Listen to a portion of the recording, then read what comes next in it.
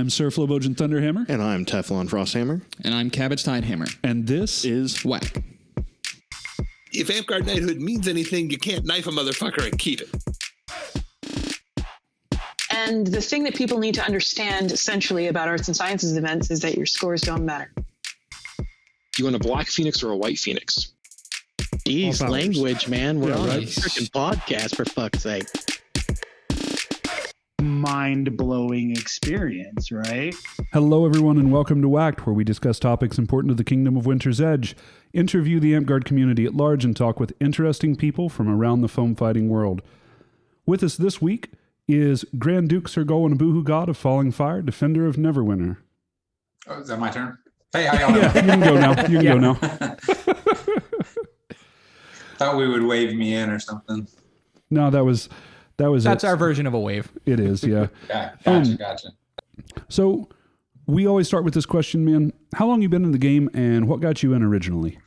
I started Amtgard in 1992 in Iron Mountains. I was a junior in high school. My first job was at Walgreens, so one of the guys there asked me if I wanted to play D&D, so I joined their D&D group, and it was me, the guy from Walgreens, his name was Finway, and then Evil Russ was part of that D&D group. Actually, if anybody knows his son Dakota was, I think, 3 months old when.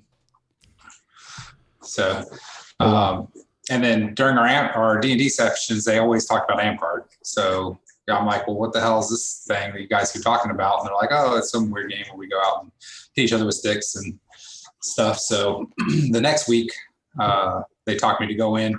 It literally snowed, I think, 6 inches or something the night before. Jeez. So I was like, are we playing? They're like, well, yeah. I mean, why wouldn't we? I said, I don't know, man. I've never been there. So, yeah, we went out and played in 6 inches of snow. So I was in 90, I think it was 92, 92, 93, somewhere around there. And how old would you have been around that time? I think I was 15 because I wasn't driving or anything. So let me think. Trying to go by what school I was in. But 15, I think I was 15 because I wasn't driving. So. Okay. So your connection to the Kingdom of Winter's Edge is that you now reside in Florida. What got you from Colorado down to Florida?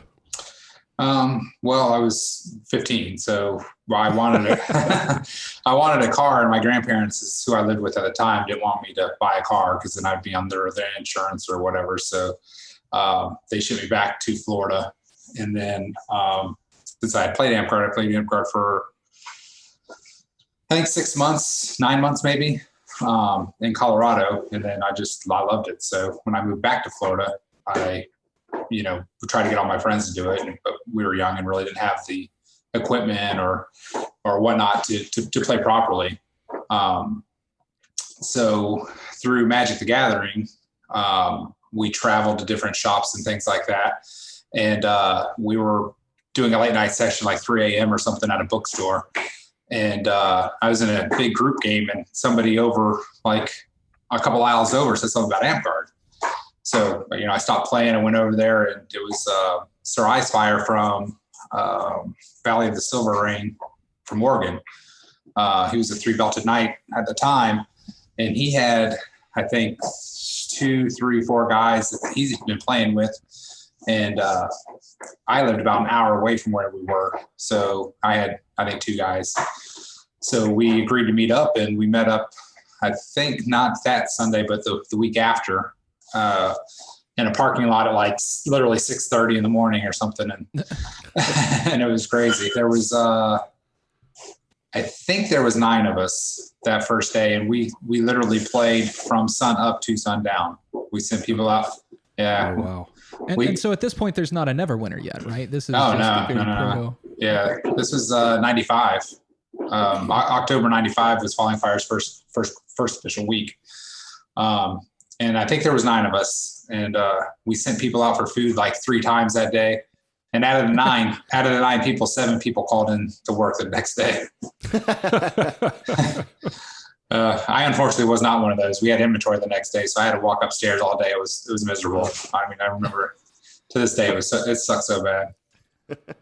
So I'm seeing here Neverwinter became a kingdom in 99. So there's sort of a 4-year gap. Tell us about the lead up to that, because on your Amped Wiki page it has you as a founding figure of Neverwinter. Yeah, in Florida at the time there was, well, let's say 97 maybe was when we kind of grouped together to try to form our own kingdom.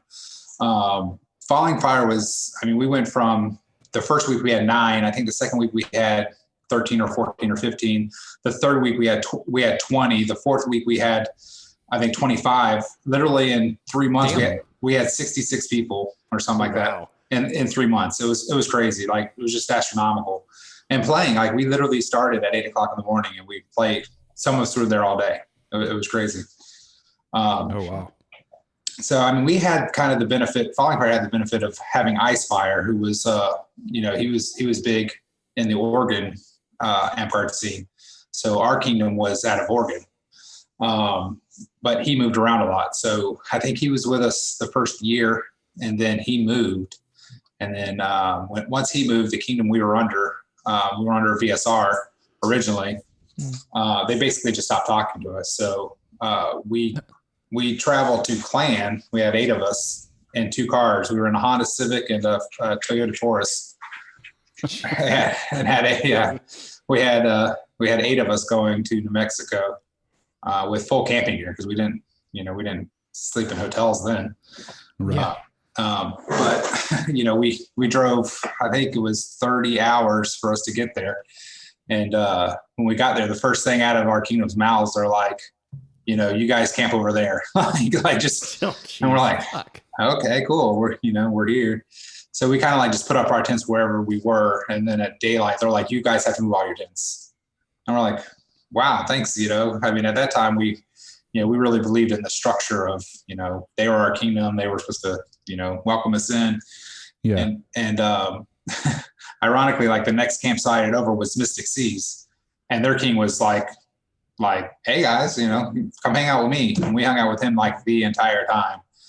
So I don't know. I'm sure you guys all know Chohag. Mm-hmm. Yeah. So, we formed this cool role playing queue. And, we drank with people all week and planned this whole massive, let's kill our kingdom and clan court. So we planned this whole assassination of VSR and then declared our allegiance to Mystic Seas. It was a big shindig.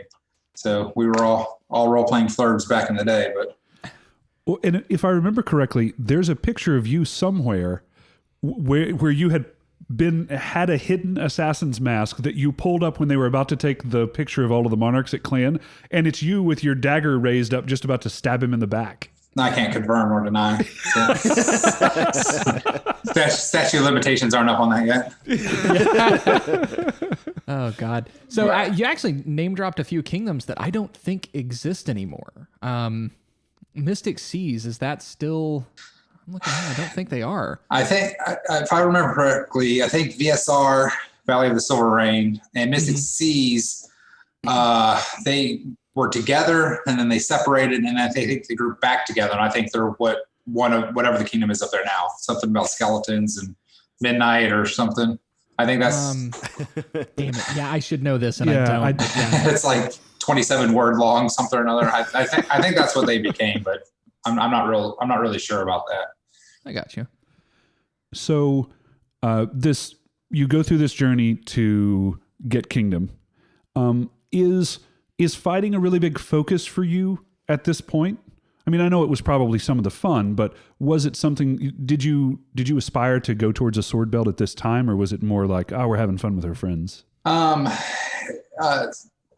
was a sword knight. That was one of the. I think he wasn't a servant. I think was what the 3 belts he had. I'm pretty sure. I know he was a sword knight for sure and a flame knight. And I think he was a crown knight. I definitely know he was a crown knight.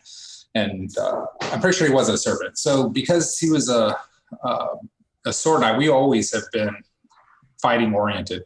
Like Falling Fire still, well, I don't know if still, but Falling Fire originally fought for monarchy. So whoever wanted to be king, we did a tournament, and then it was voted upon. So the top 2 people. Oh wow! Yeah, so the top 2 people that finished became who got voted, and then whoever got voted into monarch, and the second place was champion. So that's how we kind of set that up. And I mean, from the beginning, Chohag was very fighting oriented. So Falling Fire has always been fighting first. I mean, we still role played, but it was like a different type of role playing to us. Right. And then through travel is what, we really, when we found out that Silverwater was down in West Palm, I mean, we would day trip West Palm, which is from Tampa is about a solid 4 hours. So we'd get up at 4 o'clock in the morning, 5 o'clock in the morning, drive down, fight all day, and then drive back. And we would do that, quite regularly. And then Gainesville popped up, Darkwater East at the time, and they became huge. Kitterat was their leader, and he was a pretty good leader. And they had quite a huge following in Darkwater. So between Gainesville, Tampa, and then it's Lake Worth, which is like the West Palm area, which is where Silverwater was. And then you had Emerald Coast, which was Pensacola, which is where Evil Russ and Sir Kudzu, that was their park. They never had a huge park, but I mean, Russ and Kudzu were very travel oriented. So whoever they had with them, they always traveled.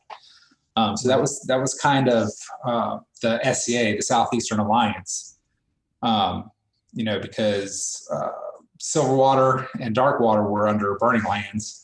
We were under Mystic Seas, and I think Emerald Coast was under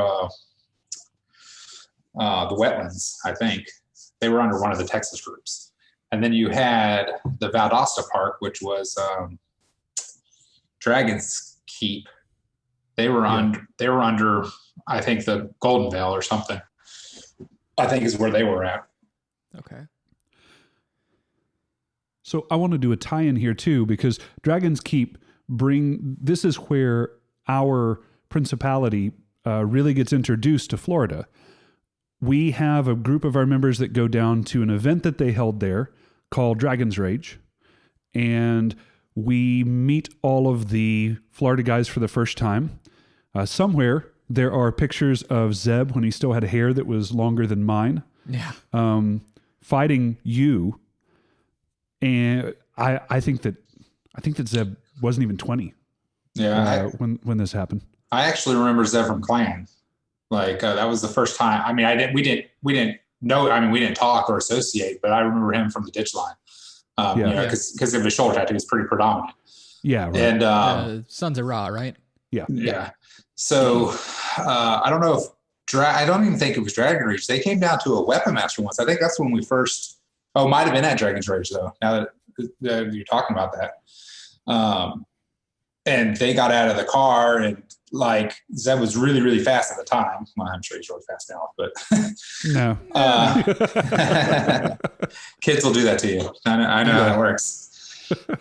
But I remember he got out of the car, and I remember he beat me through sheer speed. I mean, at the time, Falling Fire was so far ahead fighting wise from anybody in the Florida area or even the Southeast, because we traveled, I think we were all rogues at the time. Well, not all of us, but the primary fighters were rogues. So we traveled to Texas a lot to branch out and learn fighting. So once I realized who he was, as I saw him at Clan, I knew that it was sheer speed is all he was going to throw. But then we started talking then, because I knew that they traveled to Clan and stuff. And then I think we came up a couple weeks later up to Tennessee. And yeah. So how do you go from because I know at one point you'd said you were rogues, and then you branch off and create the Triads. Explain that to me a little bit. How does it go from the rogues to what we, at least here in this region and in Winter's Edge, and certainly most of Neverwinter, I think, consider to be one of the better fighting companies? How does that split happen? And walk us through? Well, at the time it was me and Chohag and Stinkfoot were rogues, and we would travel to Texas and most of the members, they treated us like second-class citizens, and we were better than 90% of the company for sure. Mm-hmm. In our opinion. I mean, I'm sure if you asked them, they probably wouldn't say that. but well, it's your show, so.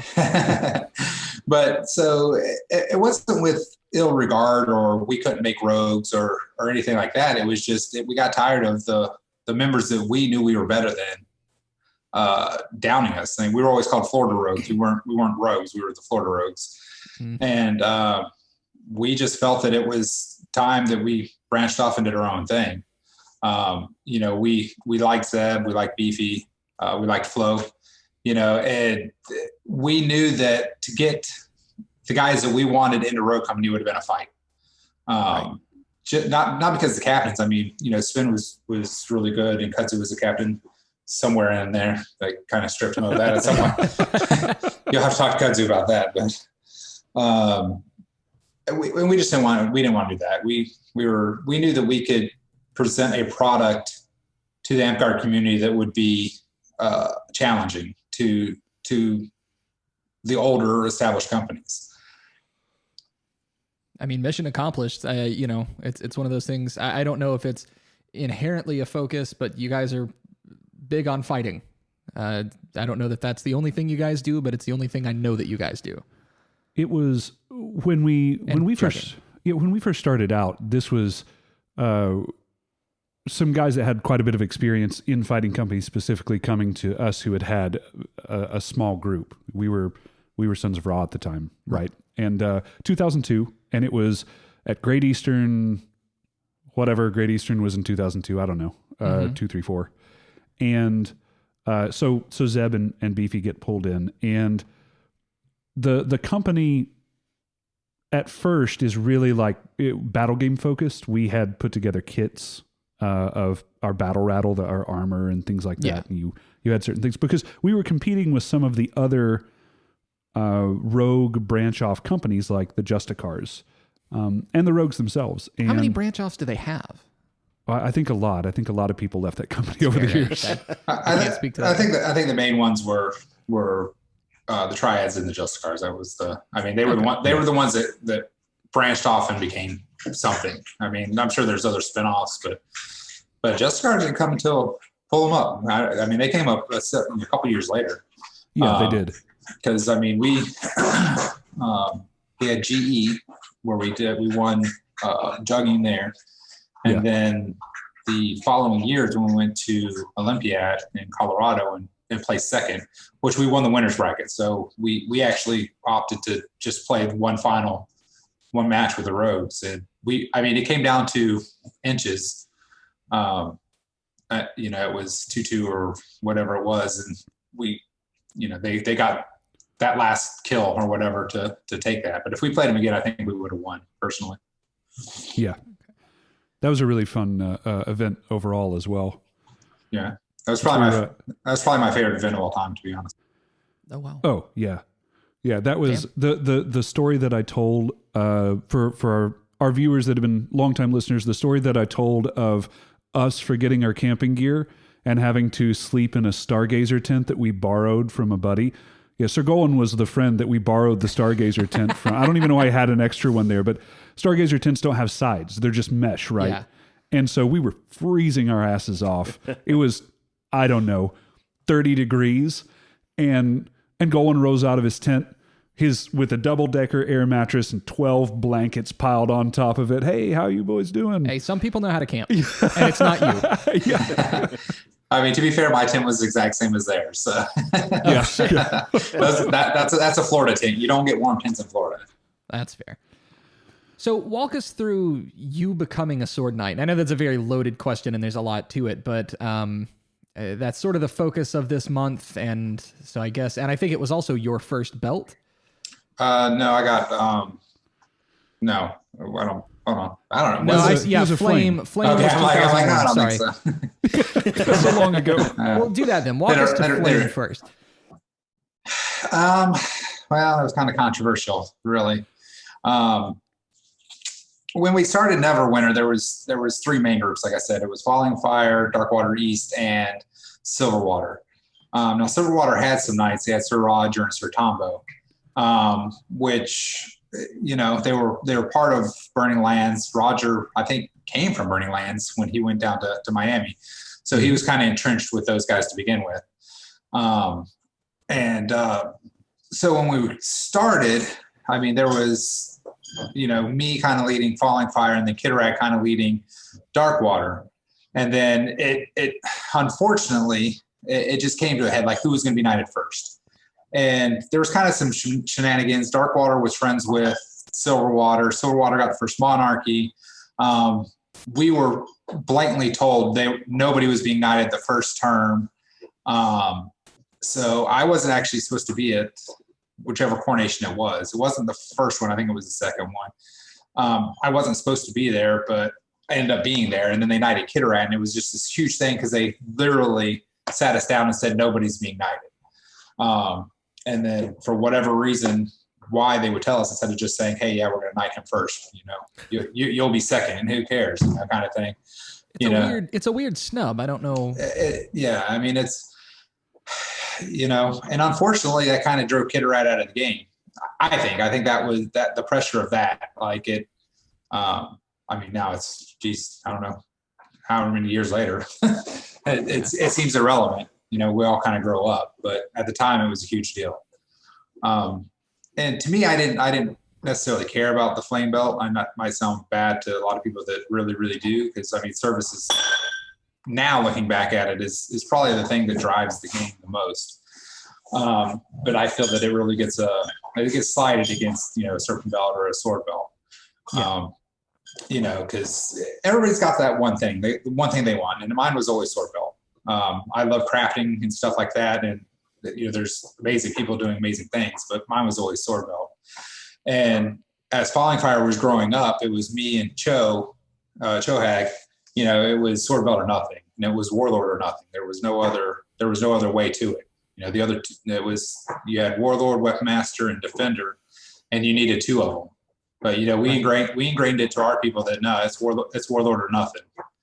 And and to this day, Chohag's not a sword knight, neither is Stinkfoot.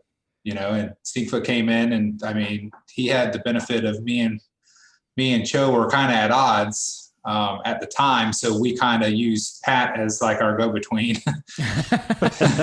so he kind of got the benefit of both parents slapping him around. He got Cho with long weapons and then me with short weapons, and he would kind of go in between. But we kind of ingrained that in him too. It was warlord or nothing, and Flo can attest that we were a little amped up about that at 21. Yeah.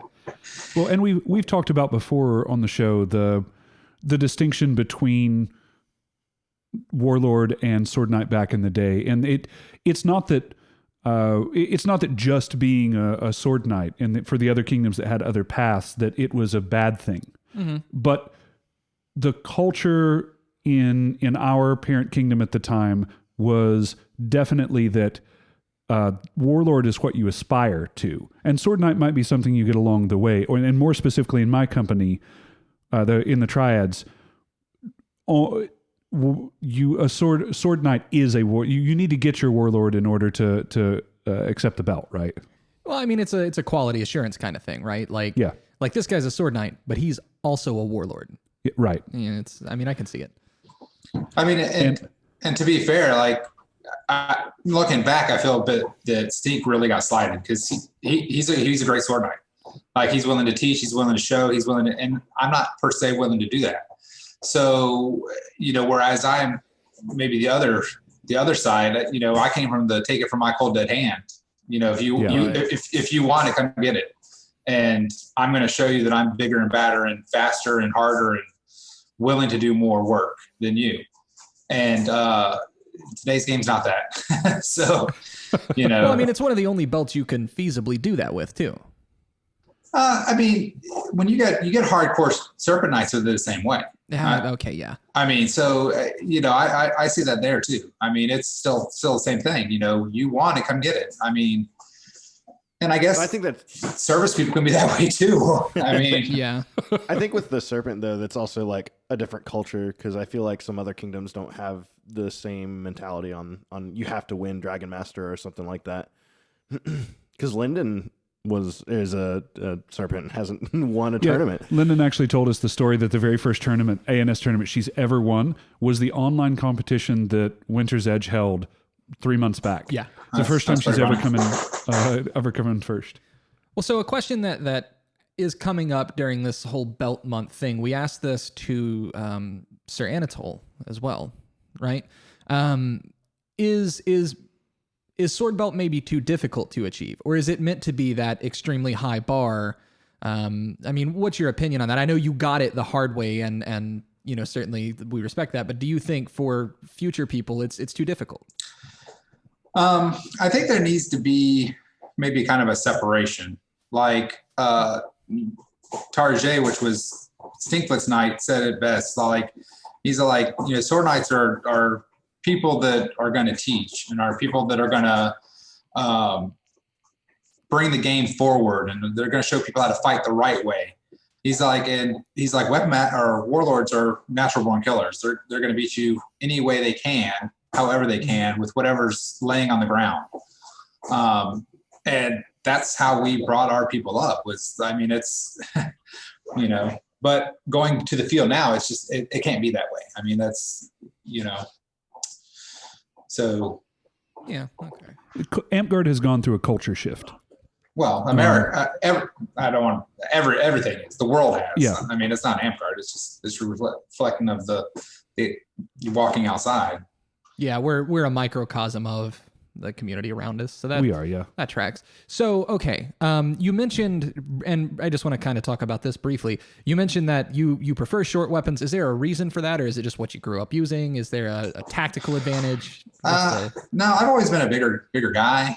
So I think that gave people a false sense of security. Like I can't move fast, but I was like an alligator. Like my threat range is about 4 feet. So as long as you kind of stayed outside that 4 feet, then you were kind of safe. And longer weapons are slower. I mean, you can't do the things with a 48-inch sword that you can with a 36-inch sword. They don't move the same way. And for the way I fought, you know, Slow Food said it best. Is like, I don't understand why you guys have a hard time with Goldwyn. He literally only throws 3 shots. He's just better at those 3 shots than you are. So, you know, figure out those 3 shots and learn to block him, and you'll be able to beat him. And to be fair, I have seen you on occasion pick up a 40, especially if it was the Florentine bracket of a tournament or something like that. Yeah. But not your standard style at all. That was Pat's influence. You know, Pat came into the game. He played competitive, you know, collegiate soccer, and was where he was an enforcer. So he came in. He's all like, well, it makes sense that the longer the weapons, they have to get, you know, to get to me. And then here's a short little fat guy kicking the shit out of him with the 36-inch weapon. So he's all like, oh, well, it must be short weapons because they're faster and they have more shot selection. And then he would go against Ray, and Ray would hit him from 10 feet away. And he's like, well, what the hell? And so he, you know, so he really brought, you know, he started fighting with 40s, like his little gnome mentality. He would be in his little crafting room and figured out that 40 was the magic number. I don't know what it was that gave him the speed and maneuverability of a shorter sword, but that extra little length of a long sword. So it was just a happy medium. And, you know, so that's why Flo uses 40s. It is. Okay. It is. My knight turned me on to 40s, and it was for a very specific reason. He said, you're tall, and just like Cho, you can hold a 40, and people will think it's a normal size sword. So in tournaments, you're looking for the little edges, especially if you can get mental edges on someone. And that first time that I lean over and hit you or nearly hit you, and it should have been a 4-inch whiff, it causes people pause. That's fair. So you have, I want to tell this story because it involves me. You have gotten your flame at this point. You have gotten your crown at this point, and then you're at a tournament. It is at the site that was formerly the Dragon's Rage site, the very first time, and you are on 20. And It is an Iron Man, and I am running my enormous pole, that the broken shaft of which is still sitting right there. It was no joke, 15 feet long. He's legged. And so you're a dick. I am. That the whole point of my story is I was a complete dick. And so I get tired because I can't hit going with this. His board is big, and I poke until I literally gas myself in about 6 or 7 seconds. And of course he can't get to me. And so it sucked. I did not realize he was on 21. I hadn't been counting. Zeb most certainly had.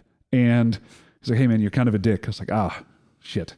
But the ending to this story is that at that same site, a couple of years later, we are in the bracketed part of a tournament, and we get into board, and mine and your fight is 19, 20, and 21. And so you get me at 19, you get me at 20, and then we go to fight 21, the third. And I'm horrible bored. I was better back then because I had just recently made the conversion over to Florentine, and I've been fighting board as my standard style, just like everybody else that comes to Amtgard. And so we fought back and forth, and you ended up breaking a sword on me. I actually have the sword here. After you got it, you signed it for me. It says, to Flo from Golan. Very heartfelt. And end up getting your 21 in front of everybody. Probably one of the cooler moments I have been present for, and to be involved in it was of course really fun too. The question that is prompted from all of this though is this had been kind of the culmination of all of the work that you had been putting in up to that point. And as I mentioned in the story right before that, you had times where you had gotten close before and then had it denied. This is something that all young fighters are going to face. What helps you get through things like that, or keep pushing forward after something like that has happened? You need to decide what it is for you. Like I actually had 21, I think 3 or 4 times before that official 21. But it was all during things like wounds regen, Iron Man, or we were in a really, like one of them, I think I ran 34 at Kentucky. It was a food can drive in Kentucky, and it was single sword, wounds regen. And Marlon, that was the first time I actually fought Marlon. And him and Zeb were there, and I think it was like 34. And they're like, "Oh, you got 21." I'm like, "Dude, I'm not gonna take for that." I mean, so it's you have to set your own goals, and you have to attain them the way you want to attain them. Like Zeb Gillen, for instance, when you guys left Dragonspine, the king at the time called me and said he wanted to give Zeb his sword belt. And I was Zeb's knight at the time, and I told him he can do what he wanted, but I thought that it would be an injustice to Zeb. And we had since talked about that because, I was always curious. Like, he could have been knighted then, and it was 5, 6, 7, 8 years later when he finally got it. Yeah. And I asked him if he was ever upset that I held him back like that, and he said absolutely not. Because, he was kind of raised the same way, I was raised, that, you take it from my cold dead hand. And had he been given his sword belt then, he would not have reached the potential that he's at now. And one of the things that I think sucks is that me and Chohag, put it in our head that Warlord was it. I think that was kind of an injustice to people like Zeb, because he was one of the first wartards to get it. And, to this day, Zeb's one of the best fighters I've ever seen in Amtgard. I would put Zeb in my top 3 fighters of all time in Amtgard, just personally. And he's not considered a true warlord. But because he just didn't ever hit that magic 21 for whatever reason. So, that mix of old school versus the new school now, I think there is a line, a blurry line where it could have been,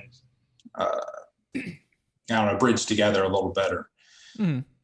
But to answer your question, you need to set your own goals in your own head. You need to know that you're going to be judged one way or the other. And I've always been of the opinion that you want sword knights, especially old sword knights, to say it's about time. You don't want them to say, you suck, because Haggis got his sword belt and he quit playing 3 months later because, he sucked. Well, yeah, but he just got it early. I mean, had he been denied like Zeb was for a year or two, maybe he's one of the top 5 fighters of all of Amtgard, Sure.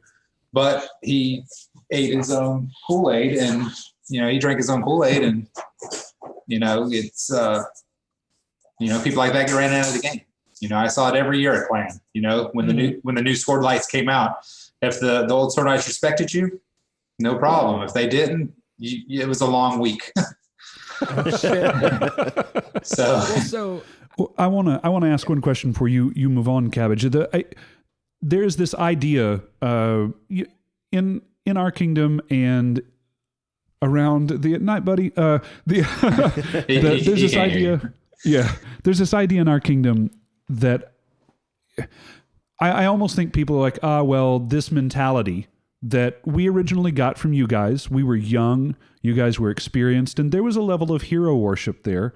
I'm sure that influenced the way that we would approach this, because I have the same mentality that you do, or at least had for a very long time.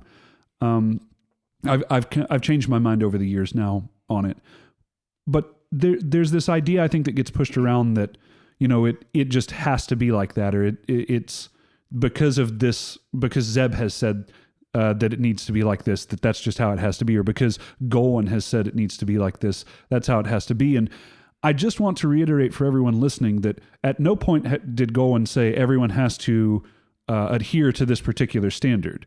This has been you need to set your own standards and goals. And we need to be mindful that any kind of ideology that we built because these people were our heroes at the time and still are, it is not some kind of blanket statement that all of Amtgard has to be like that, or all of our kingdom have to be like that. Knowing Gillen, he would actually be very offended if we said you need to do it this way because Zeb said it should be this way. Yeah, I think so too. At you. I think so too. Well, he's going to be mad at me no matter what. Yeah, it's fine.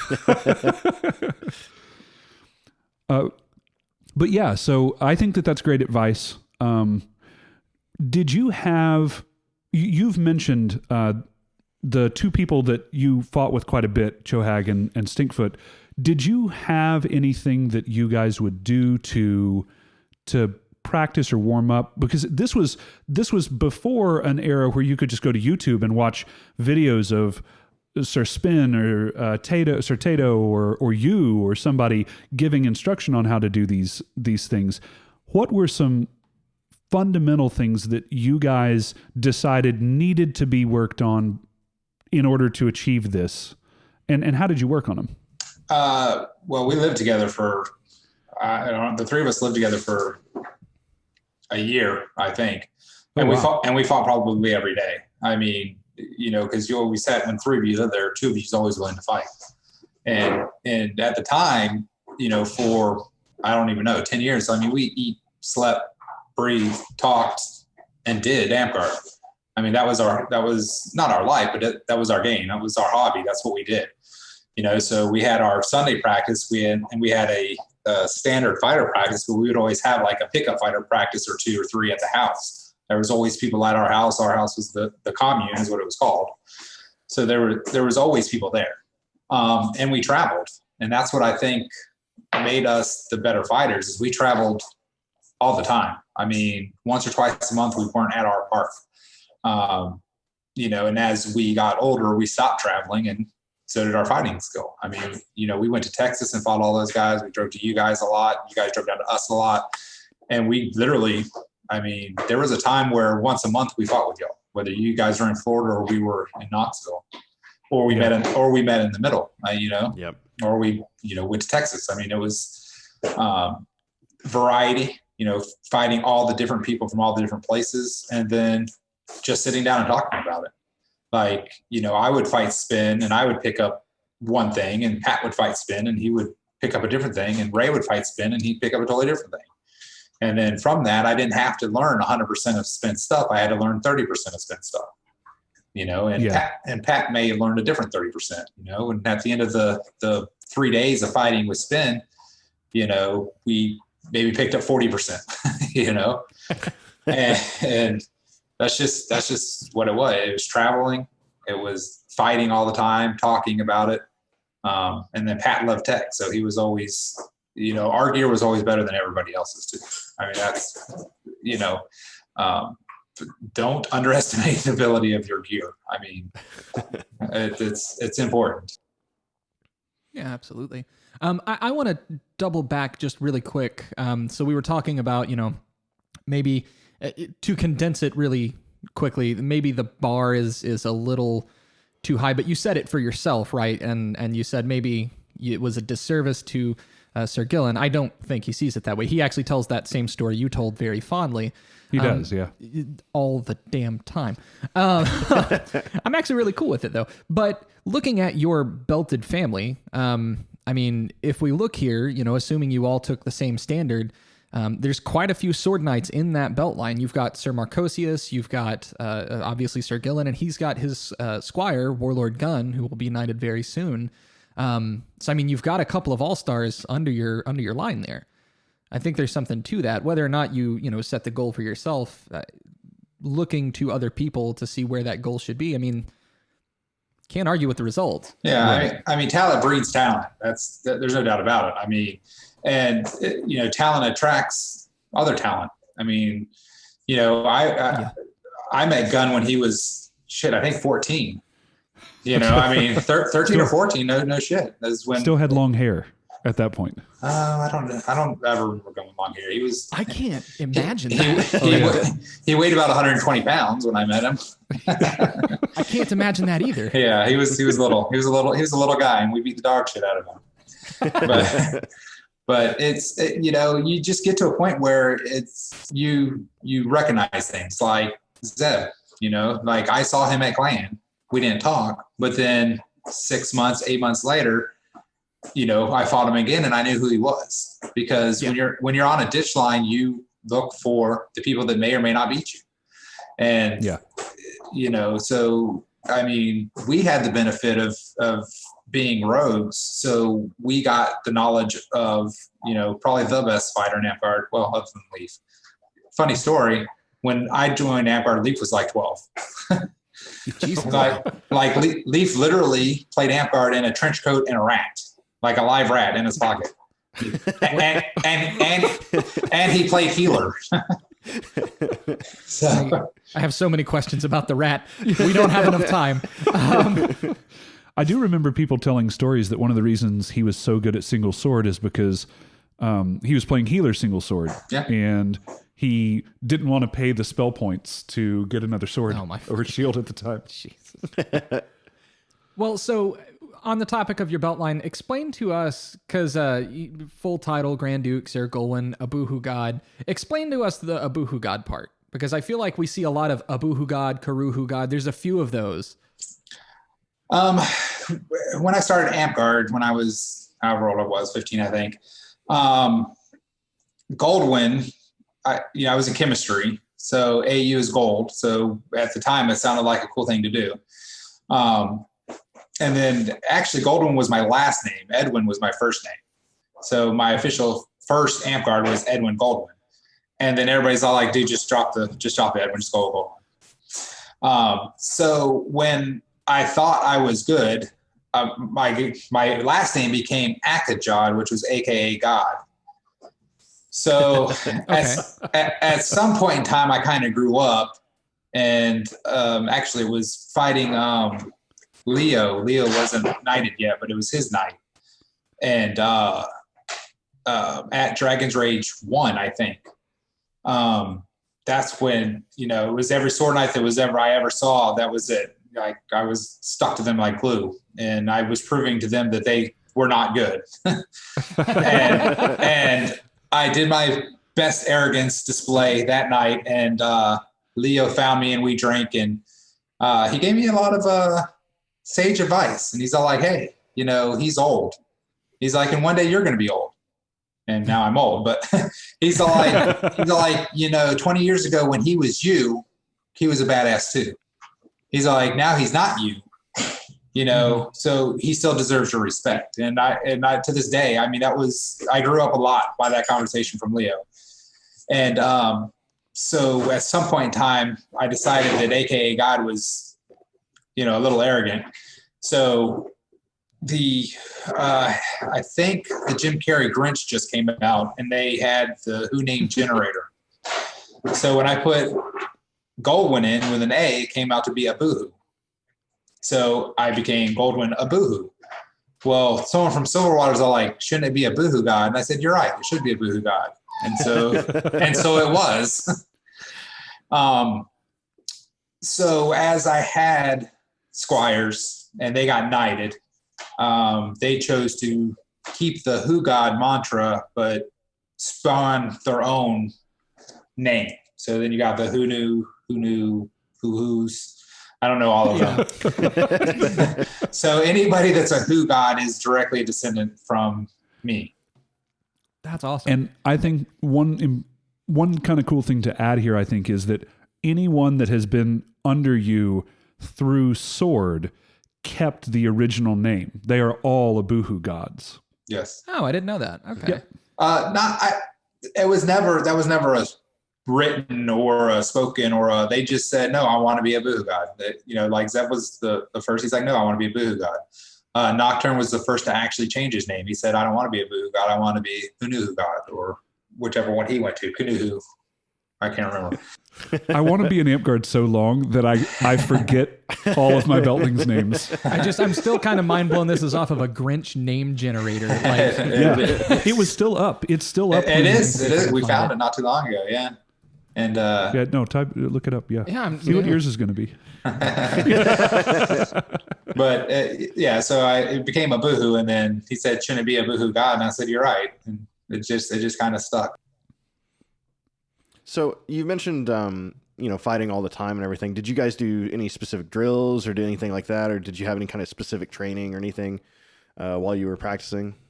I mean, we would go to Texas and they would show us drills and we would think they were stupid. And, it didn't seem to be improving all the spin zombies. Spin was a god and everybody else were carbon copies. You know, some of them were slightly better and, you know, none of them could do what spin could do. You know, they all tried to be spin and none of them were. So we didn't really hold any weight to drilling. We like I'm drawing a blank. Not that blank, different blank. Jesus, I don't know. Yes, there's one drill and it'll pop in my head eventually, but. One sword, block strike. There you go. We did like block strike. We did that. That was probably the one we did the most. We did a lot of 2-on-1 drills because, you know, if you're concentrating on. I remember those. Those are good. Yeah, a lot of 2-on-1 drills. A lot of fighting independent hands, like with Florentine. You would fight Florentine, we'd fight single sword. So you'd have 2 single swordsmen versus 1 Florentiner. And we would kind of force them like a block strike that way. Like we would force, you know, you had to fight me with the hand that you're viewing me. Like we'd be at 45-degree angles.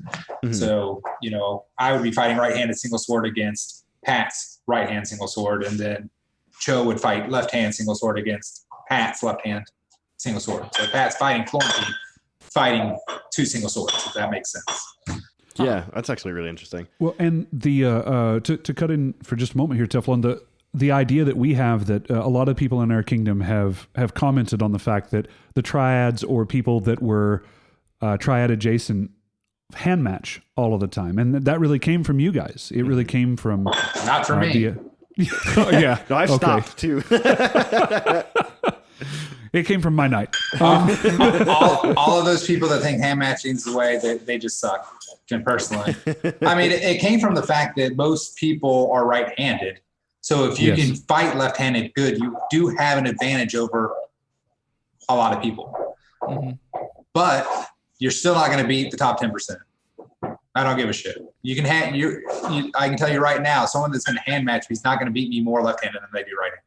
If they're right-hand dominant, you're not going to show me stats that tell me that. You know? Yeah, so That's fair. Pat told me a long time ago, Stinkfoot told me a long time ago that the goal, if you can set one in this venue, is to you no longer think of yourself as having a dominant hand. You can do it. It's not one of those things where you sacrifice talent of your right hand to get better with your left. It's that you should be able to practice and do moves with both of them consistently. I agree. Yeah, that's fair. Because if I get my righty taken out in a tournament, lefties, God knows what he's doing over there. I'm just like, throw something. Maybe it's good. Yeah, actually, the year before I dislocated my shoulder at Clan, I hyperextended my right thumb against Pat. And that's when we learned the difference between saber grip and modified saber grip, by the way. If you don't know the difference, learn it. So I did. I had to fight. I fought 100% left hand for probably 6 or 8 months. And once I started fighting right-handed again, my Florentine was amazing, in my opinion. And then I dislocated my shoulder, so then it was right hand only. So yeah, and I mean that was a pretty gruesome injury. And I think that would maybe be a good story for Elseworlds in the podcast. But so you have this injury that requires several surgeries, and you come back from it and you're still winning or placing very high in the Florentine bracket at tournaments. And you fought predominantly just downsword in your injured side at that point. I watched you jackstab a couple of people with your offhand just because they weren't expecting a downsword with it. But that I think is another thing that fighters are going to have to get used to as they go through. Zeb has messed up his shoulder and back more than once. I had to have my knee reconstructed. What did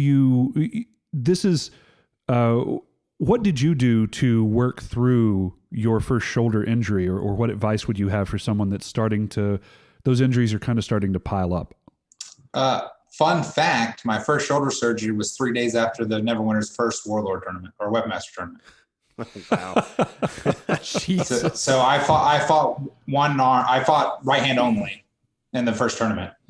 So did you win? I did. Yeah, and actually my doctor wanted to schedule it the Wednesday before the first Weaponmaster, and I told him he couldn't do that. So we scheduled it the Wednesday after. And I still got a few miles on it. Let me just. No, I didn't. Yeah, so it would it's determination. I mean, it's knowing you're better than everybody else. It really is. I mean, you're gonna lose, and it's how you accept those losses. I mean, and you're gonna lose, and especially like a weapon master. And that's what the hardest part to get through Zeb's head was, is that it's a long day.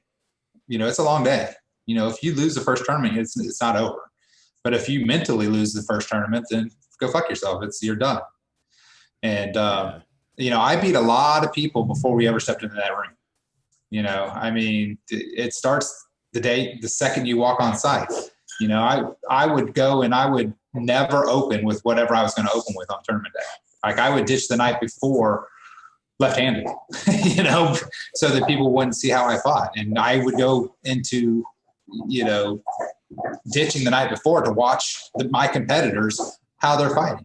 I would intentionally lose to them over and over and over again just to see how they would open and categorize how they're open. Because if I beat them one time, now I only have to beat them one more other time, and it's those, mental chess games that separates the top 5% from everybody else. Yeah, you had said this to me. I had gone pretty far in a board tournament. It's the first time I'd ever placed really high, and for whatever reason, you had been knocked out of this one. This was for me a nocturne for first and second. I don't know how that happened, but Nock ended up beating me. And when I was walking out there, you had said something that was very much meant to encourage, like, hey man, the equivalency of go break a leg or something. That wasn't what you said, right? But that was the sentiment there. And then when you came back, I sat down and I was shaking my head because I really felt like I had Nock's number. that day. And he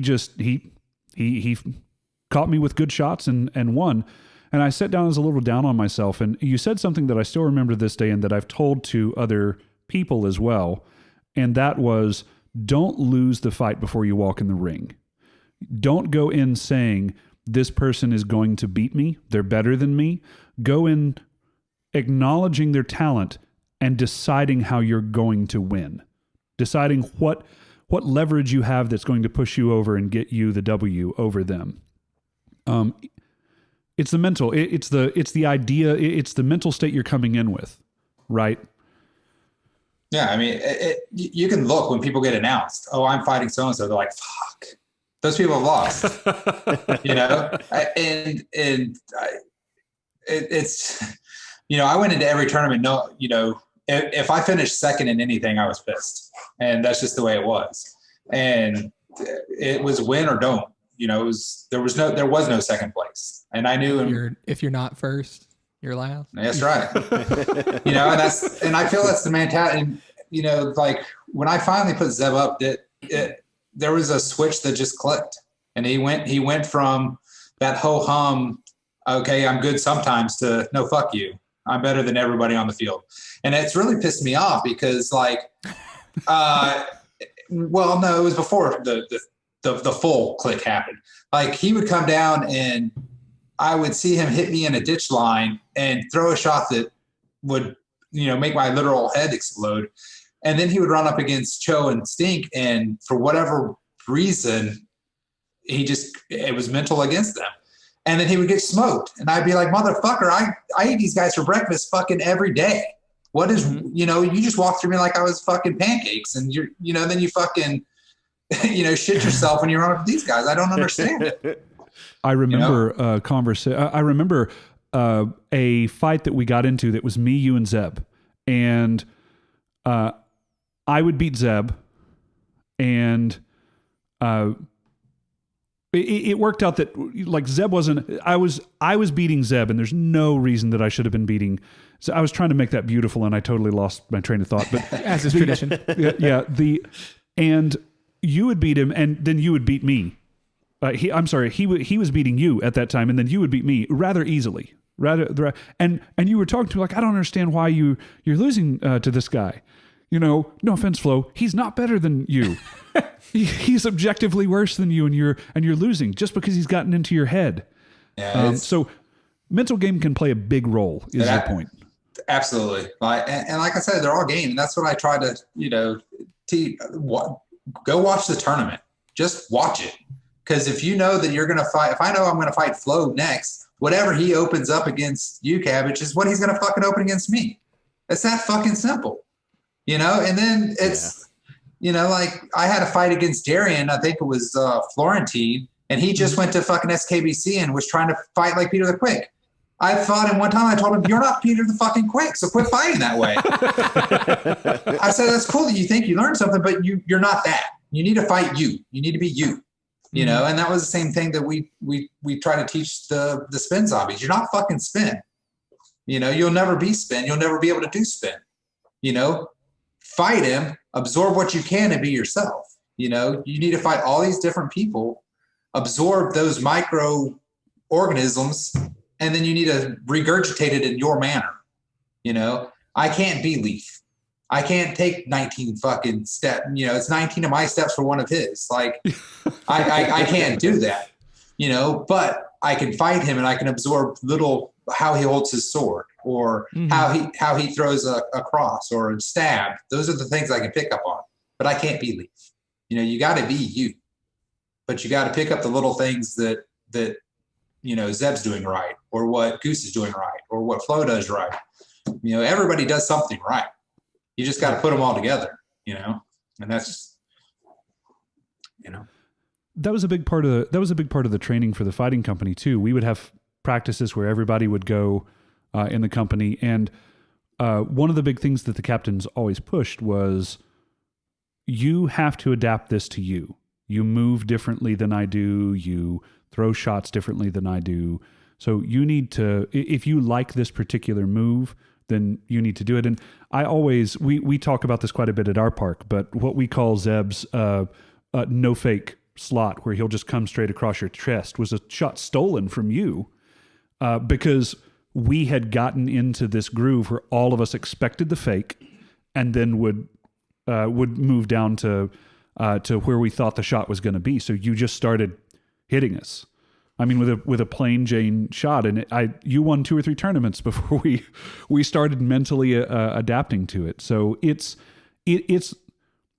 You had said this a moment ago. I want to say it again, just to reiterate. Watch what's going on, and if you see something that you like, try to see how you can make it your own. Because chances are you're not going to be able to just carbon copy it. That's fair. And to what you've been saying. Speaking psychologically, a lot of people that we've spoken to lately, Sir Anatole. You remembered this time. Hey, Sir Anatole had a whole bit on sports psychology. He actually recommended a book, which will be in the show notes, I promise. But it had something to do with tennis. It wasn't on fighting at all, but it was all about the psychology of being in something really competitive. And like you had said, you can lose that match before you ever step in. And it's how to avoid that, how to break that, and how to approach things where you're guaranteed to not win, but still, be able to get something out of it. And I think that's a big point that, like, even if you're going up against somebody where you're like, I'm not going to win, first off, you're already losing the match. Yeah. But you should look at it instead like, what can I learn from this? Or what can I take out of this? And I think that's a really cool thing. And I think a lot of Sword Knights have that. That's a piece of info I've gotten it from Zeb. I've gotten it from you now, and I've gotten it from... I forgot it again. Anatole. God. Wow. Listen, it's been a long day. It's just a really cool piece of info that keeps coming down. I like it. I mean, and to the same token too, is if you call yourself a top 3 fighter, you can't overlook a newbie either, because those are the fuckers that are going to beat you. Because they so many times because they don't buy fakes. They don't understand they're supposed to lose. They don't understand that shit. They literally will just stab you because, well, you're standing there. I mean, so in that tournament too, it's everybody. When I would go into an Iron Man or a Weapon Master, it was everybody's the guy that's going to beat me, and no, not today. Not today, Satan. Well, okay, so you had mentioned, and everybody that we talked to who knew Leaf talks about, that 20-foot step, all of the crazy stuff he used to do. And earlier you had mentioned, you would put Sir Gillen in your top 3. So who are your top 3? You had to pick 3 fighters. It'd be Leaf, Spin, and Gillen for sure. You knocked Zeb out that fast. No, that's fine. I had to ask because it's been in my notes. Zeb is Gillen, so he's third. I thought you said you said Gillen. I heard Gun. No, sorry, no. I heard Gun and I was like, you knocked him out in like 20 minutes. No. Gun. Listen, where were we? We were in was it Olympiad in Georgia when we stayed at that hotel and we got something broke, and Justin's all like, no, I know how much that costs. We have them at our hotel. Oh, yeah. And that was in Georgia. And that was when Gunn was like, the shit's knees. And we were all doing the single sword to 10. And I just beat Zeb, and then Gunn wouldn't fight me. He's like, no, I'm not going to fight you today. So anybody that won't fight somebody, no, he's not going to be there. I like Gunn. I love Gunn, but no. Gunn's still 13 in my head. Always will be. Oh yeah, no, that's fine. In Gillen's head, I'm still 14. It happens. I work with the guy. Now you can't escape it. Now, to be fair, I threw a perfect armbar on Gunn, and he picked me up like I was fucking chump change. and I'm pretty sure I was like 265 then. So you've gotten into a lot of fights with company members. I remember you and Hosh, somebody getting power bombed. That was Zoltan. No, the you and Zoltan fight was a different one. No, it was Hosh and Zoltan. Is this the one Hosh tells where it was ground sky? Yes, guy? Yes. No. Okay. Hosh has had to see ground sky multiple times in different. And I would call them fights. They were, drunken. They were grappling. It's the same type of fights I had with my brother, like fights. Yeah. I did break his arm once, though. Maybe not a good. So. Knight Squire relationship. My dog's down here, so No, it's okay. That's okay. Flo's cat will wander into the garage from time to time. Hey, buddy.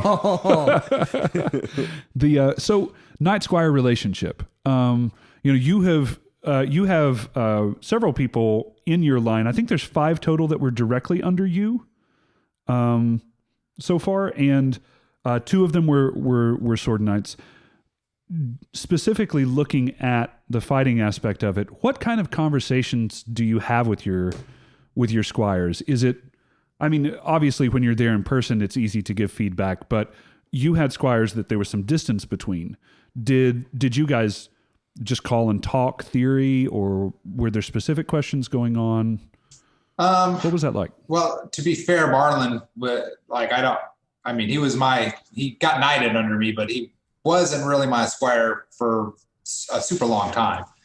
He was squire to Sparhawk at that same Olympiad. I'm pretty sure Olympiad, whatever it was in the Atlanta, I think. And, it was me and Gillen and him fighting the entire time.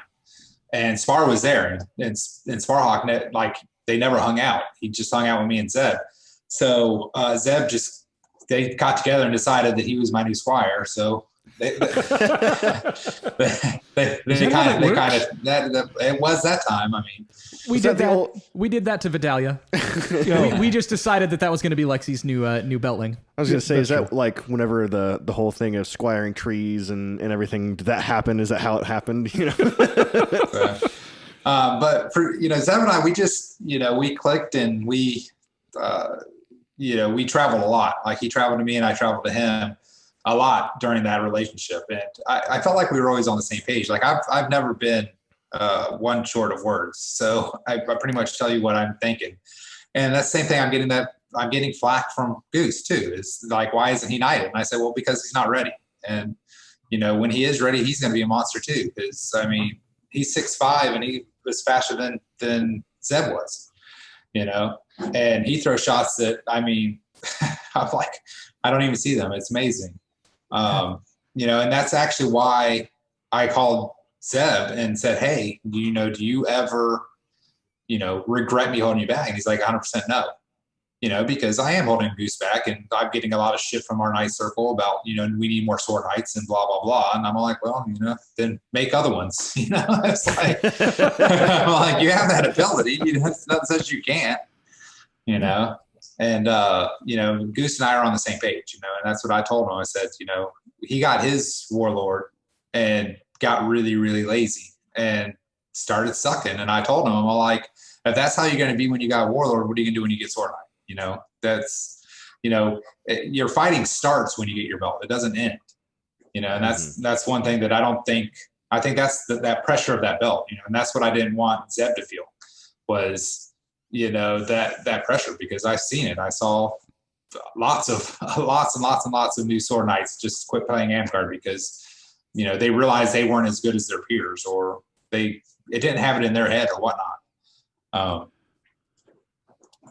Zeb has said this too, that whether we want it to be this, and this is paraphrased, I don't remember his exact wording here, but whether we want it to be like this or not, sword is different from all of the other belts in one very important way.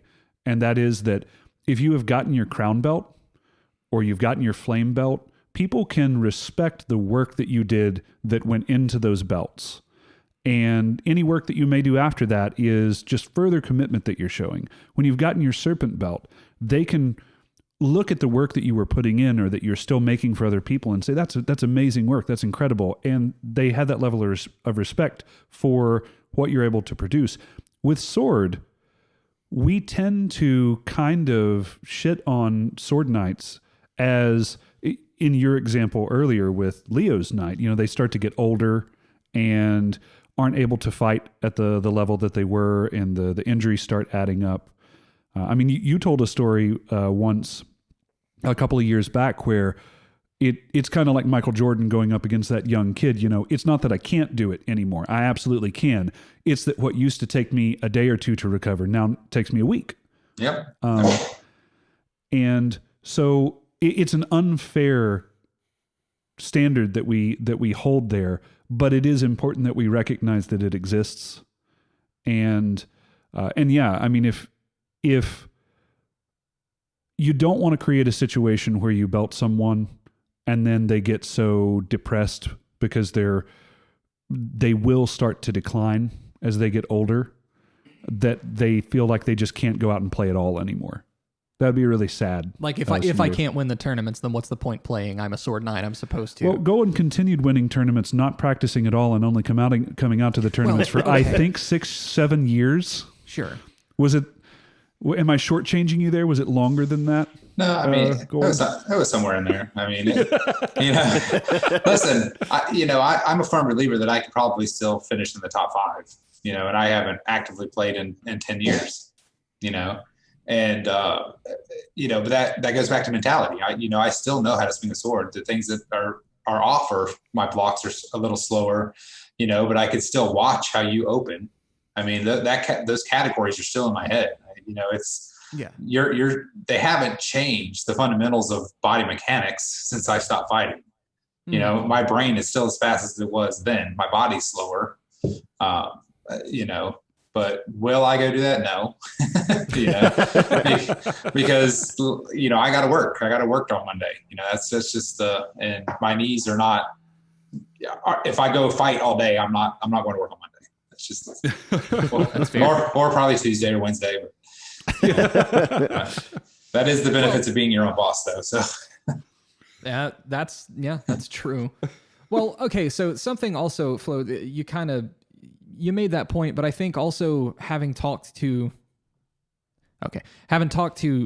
several different sword knights now, and having played the game for like 15 years, there is whether or not we think things need to change or whether or not things have changed. There is a lot of the mentality of a sword knight, and I'm getting this from Sir Auwyne as well, where you have to think you are the best. You can't mentally lose that game before it starts. So you build this mentality of I'm the best, and then if you ever realize that you might not be the best, that can certainly destroy you. But I mean, like look at Sir Gillen. I'm gonna roast the guy. He's what it would be like if a pair of wraparound sunglasses was a person. And he carries himself, in this way where he's like, I'm going to win this tournament. And if anybody's going to win it, they've got to go through me, damn it. And that's his mentality. And I think that's a lot of burden to carry on yourself if you're going to keep playing the game. But I mean, again, there is this level of quality control where every person who wins a tournament has had to go through somebody who's extremely fucking good. So I kind of respect it. Well, and there's even different ideologies than that, but along the same line. I don't want to speak for Zeb, but since he's not here, I'm going to. If asked, I think that what he would say is that he doesn't necessarily go in and say, I'm the absolute best, and so I'm going to win this. I think that he would say, I have put in more work than you, trained and practiced harder than you, and that's why I'm going to beat you. That's a very roundabout way of saying I am the best. But we're talking about semantics the way matter. We're talking about the way that you approach something. Neither one of those are wrong, right? Yeah. They're both putting you in this headspace of saying, I have done what I need to do to beat this person. Either because I'm just better, I'm more naturally talented, or because I put in more work or whatever. Yeah, that's fair.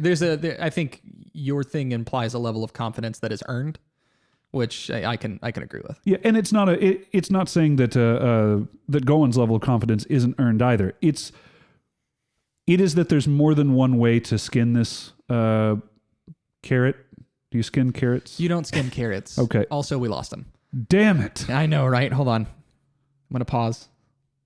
This evening is brought to you by Comcast. It's Comcastic. Yeah. We had this happen in an earlier one tonight also. We're back in, though. We're unpaused. We didn't lose more than like 2 seconds of time. So. Okay, good stuff. But yeah, no, I mean, it's the mentality. There's more than one way that you can approach it. And all of it leads to the same thing, which is putting yourself in a situation where you're not saying, I'm starting on the back foot. Well, I mean, let's say that I'm in a tournament now and Goose is there and Gun is there and Zeb is there. If I fight any of those guys, I still think I'm going to beat them. Now if you ask me right now, do you think you're better than Goose, Gun, or Gillen? No, I don't think I am. But I'll be damned in a tournament if they're better than me. I know how all of them fight. So that's the things that I can believe someone's better than me and still think I'm going to win. because I fought them. I fought them thousands and thousands of times, you know, in real life, and millions of times more in my head. So, you know, maybe I'm 60-40 in those thousands of fights, you know, I don't know, but that's still the way you got to think going into it. I mean, you know. Yeah, absolutely. So we kind of alluded to your, I don't want to say retired from the game. I think that might be a little wrong, but you've taken a step back, certainly, right? Yeah. No, I wouldn't say I'm retired. I definitely am not fighting. I'm not competitively fighting. You know, the last tournament I fought in, something had popped in my knee, and I took lots of painkillers to go through the rest of the tournament. Okay. And then recently I hyperextended my knee, and now it's, you know, I'm glad I can walk. So we'll stay with that.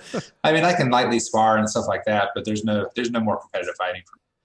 Right. So I guess a better way to say it, you're kind of retired from fighting, but you've got, I've seen some of the stuff you've made. You know, I'm going to ask what comes next, and then I'm going to put in there, is it Serpent, or is there anything else in the game that you're sort of looking to? Well, see, when I grew up back in the day, you know, 100 years ago, I respected all the belts. And, you know, I wanted to be a 4-belt knight once upon a time. And yes, I think that I could come in and sew or make leather or do whatever, because I'm at 8, 8, 9, or 8, 9, and 9, or something like that for my serpent walls. Mm-hmm. But I kind of respect the belts enough to not do that. You know, like some of the people are like, why don't you just do it and get it? And I'm like, well, you know, I don't know. I think that it's respecting the belthood and the knighthood more than to try to just do that. If I was going to come back and be an Amtgard 100%, and I know that, you know, my fight days are over and I just want to compete, then guess what? I'm going to win 20 fucking Dragon Masters in a row. You know, because that's the kind of guy I am. I don't do things halfway. It's, you know, that's why I don't play chess. Because there's a little OCD in my madness, and there's no half. There's not doing anything 20%. So, you know, like when my kid was born, that's kind of when Amtgard was put on the back burner.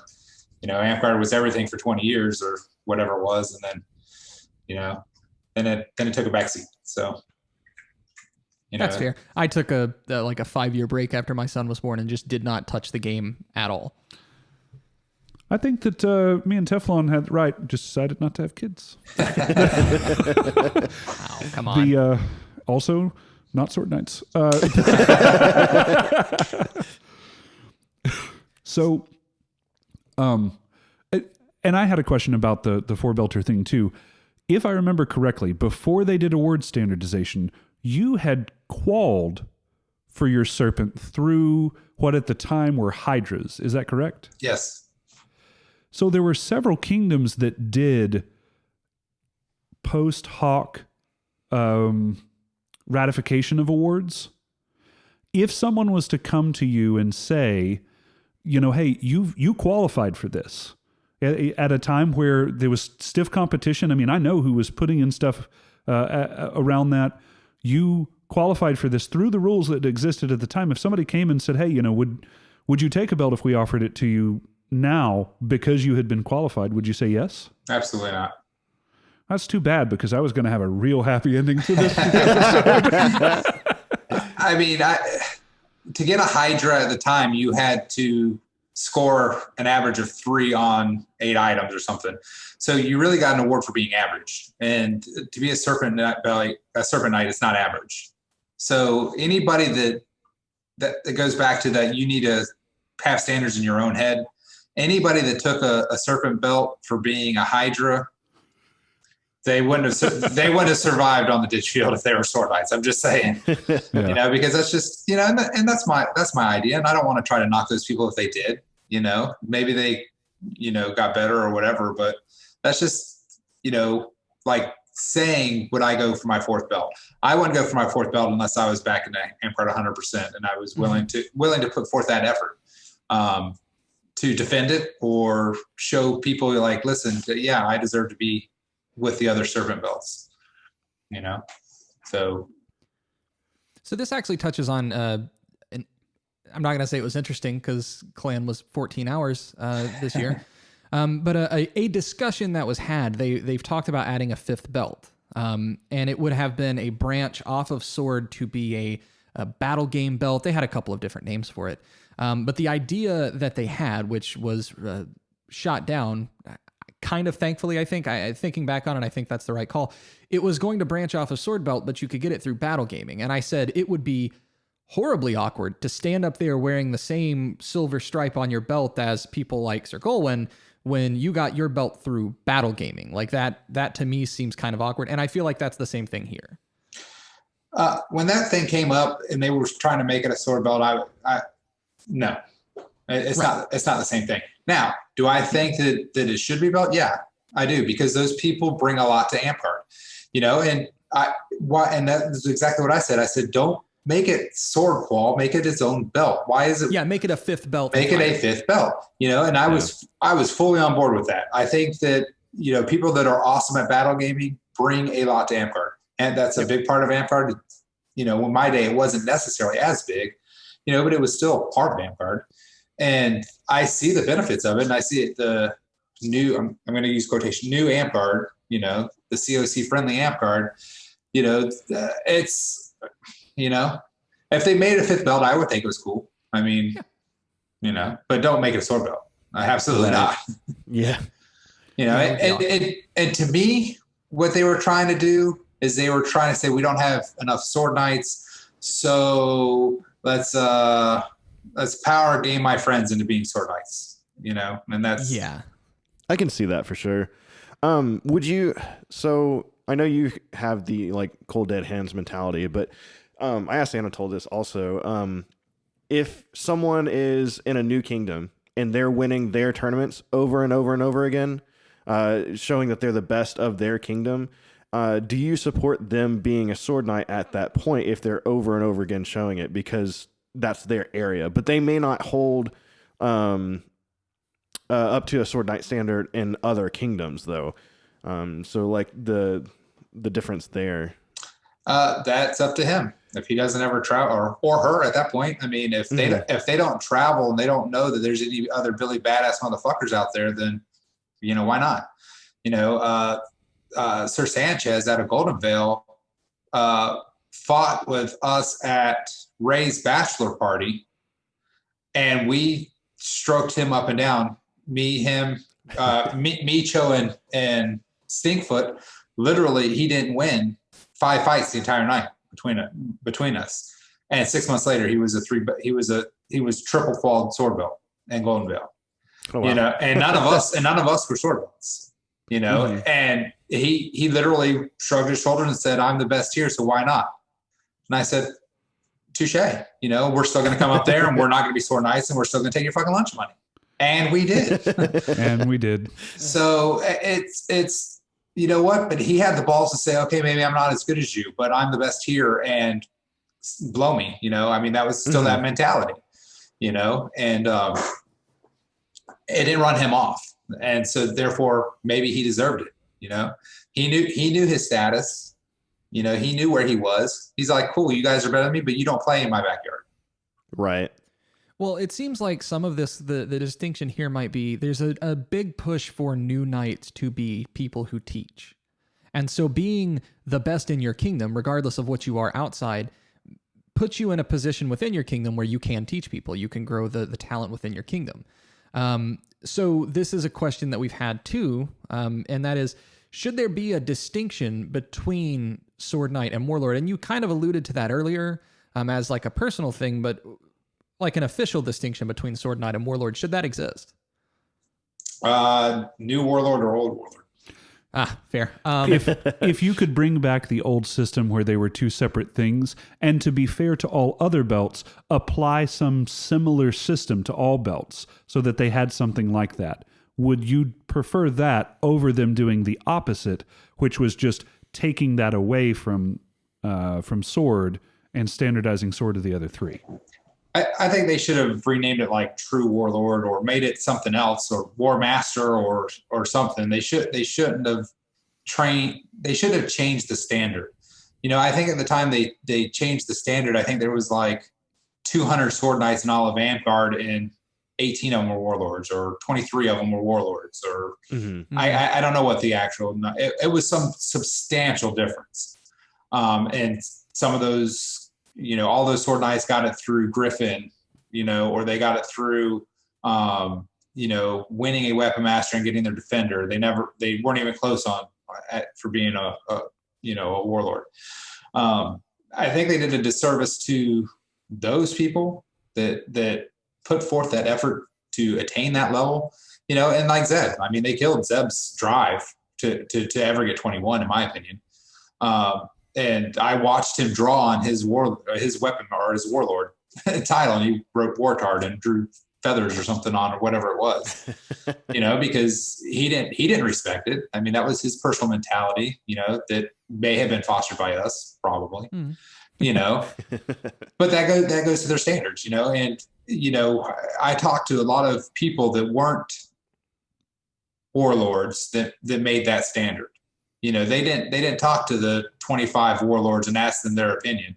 They were all crown knights or flame knights that wanted to be sword knights. So how can I do that? Oh, well, I only need to win 3 tournaments now. I can do that if the warlords happen to be on vacation that week. We dropped again, and you all won't be able to see this, but for us, it looked like Gowan had the most dramatic pause after that last statement. It's very stoic, yeah. Yeah. But yeah, Hopefully I was like this. Yeah. I think that one of the big takeaways that I've had from our conversation tonight is that a lot of your journey has been defined by you. You weren't as worried about what other people were doing. You set your own goals and standards. You worked towards those goals and standards. We always heard it kind of simplified as keep your eye on the brass ring sort of thing. And I think that that's something really important to keep in mind. It ties in very well with something that Sir Anatole had said, which was really about the mental game that we've been talking about here. But this is a different approach to it. This is about setting your goals and setting your standards and drawing lines in the sand and then standing up to it. For me, I kind of see it as an integrity thing and maintaining that level of integrity. I mean, I hold the belts to a pretty high standard. Like when I got my sword belt, that wasn't the end. I don't know, when did I get it? 2006. 2006. Okay, so All right, so Neverwinter was when? When did Neverwinter start? 1999. Okay, so 7 years after. So we didn't have a sword knight until me. So 7 years, and now we only have me and Zeb, right? We're the only 2 Neverwinter official sword knights. Yeah. Okay, so you're talking about 21 years, but the first, I think, 10 years or somewhere right around there, I won 21 straight weapon masters in Neverwinter. Like I won so many that they stopped announcing it in court. And I literally was in the Knight Circles meeting, and they told me to stop fighting in the weapon masters so that we could have more sword knights. And no. And I said, get better. I'm like, you guys need to get better. That's just the way it's going to be. So, it's just the way that, and same thing. Like, would I take my 4th belt? No, because I have respect for it, and I did I put forth effort back in the day? Maybe, but I never really, for all the awards I have in arts and science, I wouldn't say I tried for them. Everything that I ever did or made was because I wanted to. I wanted it to be pretty. I wanted to make cool shit. I made something for a qual one time to try to get a high score, and it didn't even get a 3. Oh no! And I was like dumbfounded. Like I made an 11-foot circle cloak that had a 10-foot chaos star inlaid in it, and it didn't score a 3. I'm like, how do you guys figure this shit? I'm like, you fucking sewed this. Like I literally pinned it together in our driveway. and then sewed it together. So, and then for them to tell me it wasn't even 3, that was it. I was all like, okay, so clearly it doesn't matter what people do. There was no standardization for arts and science.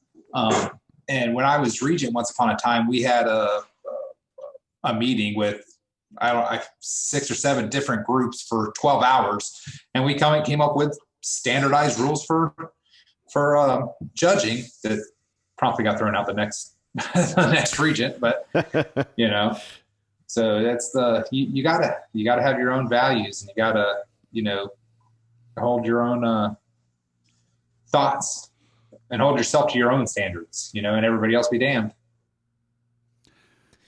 Yeah, and that goes to your friends as well. If I for example have a different view on Sword Knight now than Goen does, I don't have a problem with a knight being the best in that particular region. And I think that's what you were saying with Sanchez, is when he said, hey, I'm the best in this particular region. I am not saying that I am on the same level as you. I'm saying that I am the best that my kingdom is currently able to produce. Yeah. The biggest thing about Sanchez, and for the way you believe, is that he didn't care that we thought he was substandard. Yeah, he kept that mentality. He was still a sword knight, and that is what made him a sword knight. You know what I'm saying? So yes, you can be the best in your area, and yes, you do deserve it, to answer Jeff's question. Just know that there might be bigger and badder fish in the sea. And same thing. I went to Texas, and Spin beat me, I think, 18 times in a row. But God damn it, he wasn't beating me 19. Right. It just wasn't going to fucking happen. Yeah. So that's there's, unless you are the absolute cream of the crop, top, there's always someone fucking better. And, but you know what? I'm still better than 99% of you motherfuckers. So, right. There's something about that is kind of unique to Sword Knights. This like, God, it's going to be insulting, and I don't mean it to be, but that like Kanye West mentality of like, I'm the best and I don't give a shit what you are doing. I am still the best. That, man, you could have picked any other discipline. And it doesn't matter. You know what? That guy's a billionaire, and none of us are. Exactly. Thank you. I actually like Kanye West, and my coworkers all give me shit about it. I'm like, he's got billions of dollars. I ain't got to defend that guy. Listen, he might be fucking crazy, but he's crazy in a billionaire kind of way. Yeah, exactly. We call it eccentric when you have that much money. Is that what it is? Yeah. I can't wait till I'm eccentric. All right, so I was probably going to say the same thing you were. We're getting close to end time here, so we always try to end it with some kind of fun, funny, or crazy story that has happened to you at an event, on the way to an event, on the way back, or whatever. Do you have anything that you can legally share with us? Well, or if you've decided you're truly retired, do you have anything at all you can share with us? My first day at Amtgard, it snowed 6 inches. We talked about it earlier. So I was 15, didn't know anything about nothing. And we played a bridge battle over a legit ravine. So there was... it was capture the flag. So you had one team on one side, and the other team, which was bigger, had to push through the bridge to get to the flag. So I'm like, okay, so what's the objective? They're like, the objective is to get the flag over here. Okay. So, me being, I'm like, well, why do we have to kill all those people? Can't we just crawl down and go get it? They're like, dude, all you gotta do is get the flag. Doesn't matter how you get it.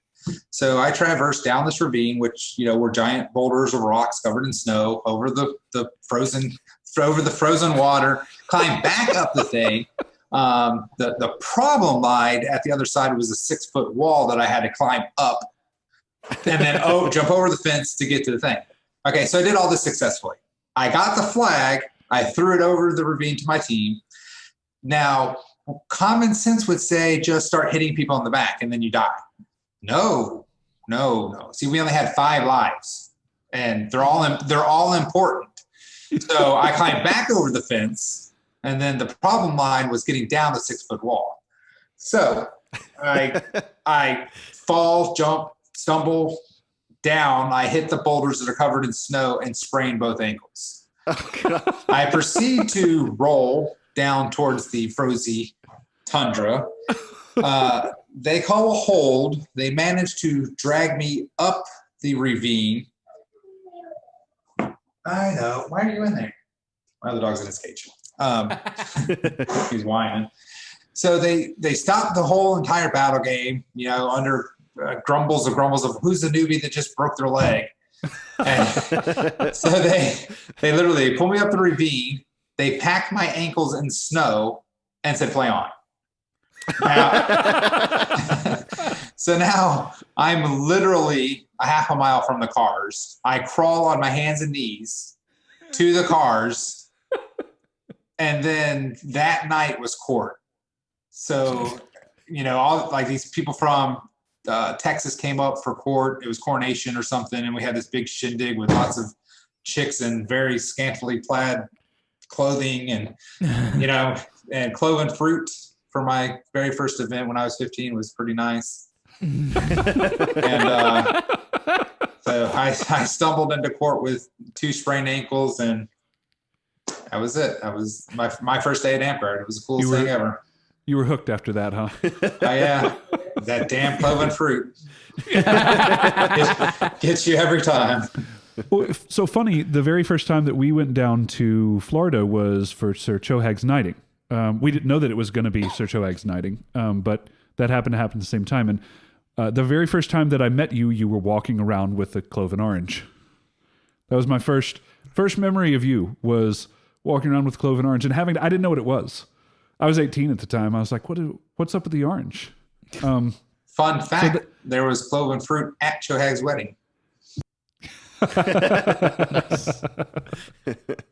Sir Golan, thank you so much for coming on. I want to thank you for the story and, of course, the talk about sword belt and kind of your approach and mentality. And we're going to be having on your former squire, Sir Gillen, and his current squire, Sir Gunn. I think that this is going to play out where they'll be on the week after this. Should be, yeah. Later in the month. So look forward to that. Thank you again for coming on. And Cabbage, you want to roll us out? Hey everyone, thanks for listening. If you liked what you heard, be sure to subscribe to our podcast on YouTube or Spotify to get notified about new episodes. And make sure to follow us on Facebook for announcements and more.